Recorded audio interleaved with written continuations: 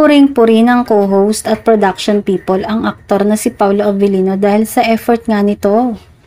Nagpapabili daw ito ng pagkain para sa lahat, para pagkain nila sa set at para syempre sa aktres na si Kim Chiu.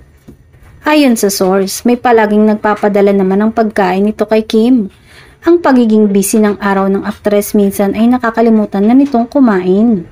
Say ng madlang people, kaya siguro hindi matigil ay may basehan talaga ang mga pangaasar ng mga Showtime host kay Kim kasi alam nila kung ano ang tunay na lagay ngayon ng relasyon ni Kim sa aktor. Dahil napapadalas na ang pagbanggit sa pangalan ng aktor sa bawat segment ng nasabing noontime show.